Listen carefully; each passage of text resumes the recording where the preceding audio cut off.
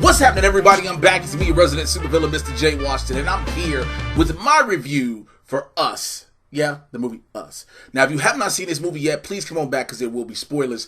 I know this one is a long overdue review, but I felt like it was necessary to drop it now. The fact that Us is premiered on HBO, and now it's available for people to see it, and many people are just catching it for the first time. So, my overall thoughts on this movie is it is such a mindfuck as much as it's a horror movie.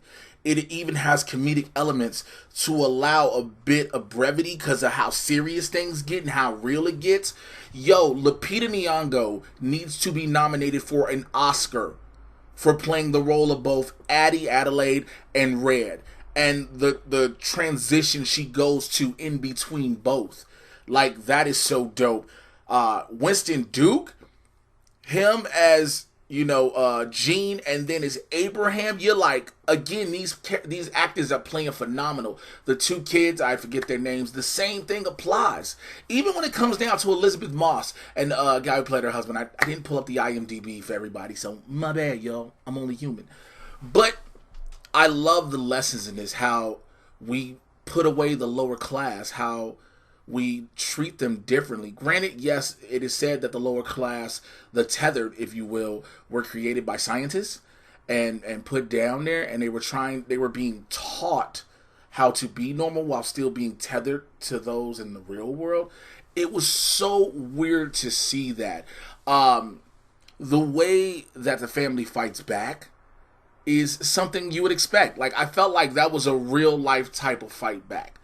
I felt like it wasn't that, movie, TV, fantasy, we all gonna link together. Like, no, you're gonna be scared. There's even a part after they go into the other family's home. They go to the other family's home. You hear Gene tell his family, yo, why don't we set some traps, like some Home Alone type shit? And that's some stuff you don't think about. We always say, yo, if I was in this situation, I'd do this and I'd do that. It wouldn't be a whole, like, yo, how do we handle this? Like, real life situations. And again, you have to suspend some disbelief. I understand that. The daughter, Zora, when she has to go up against Umbre, when the fact Umbre gives her like almost a mile head start running and catches up to her, and then when Zora's behind the car driving, trying to run Umbre over, and she runs over the car, I was like, yo, this is real. The way Gene dispatches of Abraham, how he has the speedboat motor go in his guts.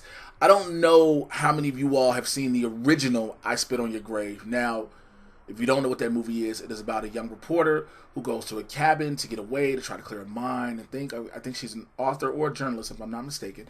But she goes to a cabin, and in the process, she is violently and disturbingly raped repeatedly and left for dead by 3 dudes. And the process is they think she's dead. She comes back and she kills all of them in the most vicious way possible. And one of the deaths is she literally grinds dude's guts up with the propeller fan from a speedboat engine. And I'm like, well, you know what? Somebody had inspiration, Jordan Peele. Like, horror movies come in all forms. The story of the Hands Across America in the beginning, you don't know how it plays out, what it's setting up. You just think it's somebody watching a Hands Across America commercial, and you don't see how it all goes in the perspective until the end, when you find out that Red has been setting it up where all of the tethered in the world will come together and show they exist to the world, making a gigantic message. Also, shouts out to Yahya Abdul-Mateen II and Anna Diop being in there playing young Addie's parents. I am a fan of everything Yahya is doing. He is definitely killing it in 2019. I mean, you can even go back to what he did in Aquaman and before, but also him in Black Mirror, him in this, Watchmen. He has so much more coming out. Yahya Abdul-Mateen II is a force. And Anna Diop, I love a chocolate goddess, and like, yo, I didn't catch her. I think it was on Greenleaf. I didn't catch her there, but like on Titans, that's my heart. You can check out the reviews here on the channel. Nonetheless, the twist that you get at the end, because we think the whole time Addie is the real one. Come to find out, she is the tethered that was broken free. She switched places with her younger self. She choked her younger self out, switched places, learned to be normal and have a normal life, but everything was haunting her was the original memories of her switching place with her tethered. And to see how I think her son, if I'm not mistaken, at the end, her son knows that that's not really her. He knows that she's a tethered.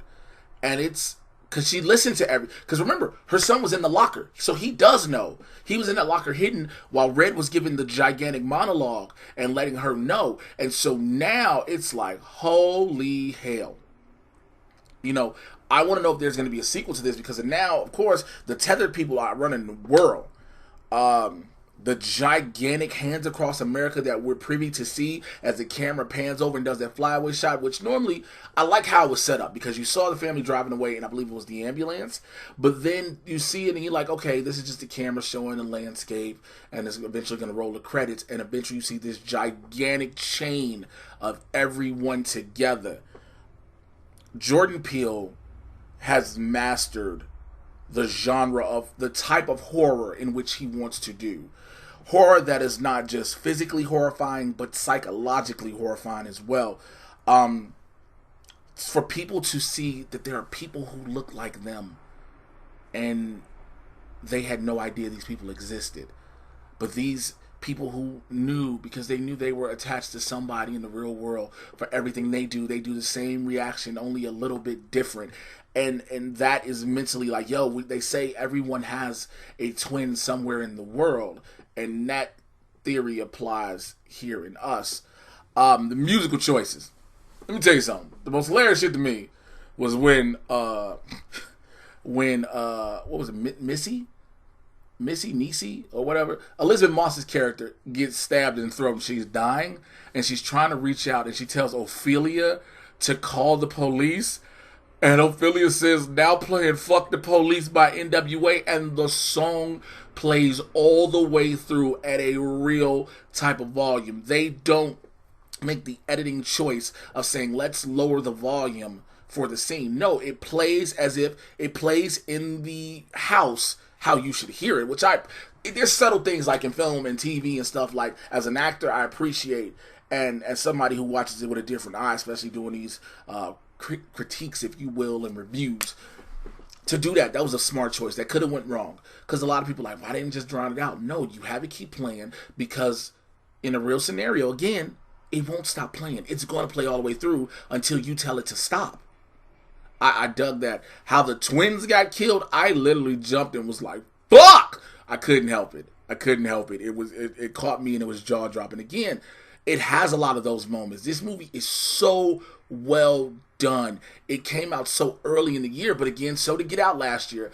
And we are as time I'm recording this, it is December 2nd, and I think we're getting close to this. We're close to this Oscar race, these contenders. And I'm hoping that this film does not fall by the wayside. Again, I think it's great. The reason I'm doing this, like I said, HBO has just premiered it, I think, last week, and now it's here. And so now people can go see it and view it who hadn't done it before. And also, it gives us this further insight into the type of filmography that Jordan Peele is going to bring forth. He's always said he wanted to do horror movies and tell them his way from a different point of view, from a black perspective, and we're getting that. And I think that, like I said, the physical, but as well as the psychological horror that we're getting throughout it is some of the best part. The rabbits, to see the fact that they was just eating rabbit like bugs had no chance. Like, I think they ate Buster and Babs and Roger. They wasn't eating Jessica, because that'd be a different type of eating. Yeah, I went there. I don't know. But this movie overall, there's so much it does, and it plays with your mind, and it makes you jump, it makes you think, it makes you reevaluate a lot of things. And it is a class thing. It is a middle to lower class, in a sense, comparison. And even the big twist and the reveal at the end, everything is done so well with this film. And I would highly recommend watching it again if you have seen it already. If you have not seen it, do a double take. Bring somebody who might say they don't really like horror, but need to get an open mind to things, if you will. Alright? But that's my thoughts. I want to know your thoughts in the comments below. Like, subscribe, click on the notification bell. Did you rock with us, or are you like, nah, this ain't for me? I want to know what you think, alright? Let me know. Make sure you follow me on Twitter and Instagram at Mr. J Washington, MRJAY. You should know how to spell Washington. Check out my Patreon, patreon.com/Mr. J Washington. That's my supervillain squad. I'm about to drop a bunch of new stuff on there. I'm dropping it for the holidays. I had a whole bunch of stuff I wanted to drop, but I felt like if I gave everybody the content earlier, I wouldn't have enough to give them through the holiday break. So you're about to get flooded with stuff on the Patreon, but you got to be a member of the squad. It's only $5 to join. It would mean a lot. Honestly, it would mean a lot, so please do that. And make sure you check out the Mad Titan podcast. Everywhere you can get your podcast listen on. I get you caught up on any and everything happening in the Marvel and DC live action and cinematic universes. It is barbershop talk for nerds. I say that and mean that. We keep shit A100, so come on in the convo, all right? I will holler at y'all later. Till then, take care. I'm out here.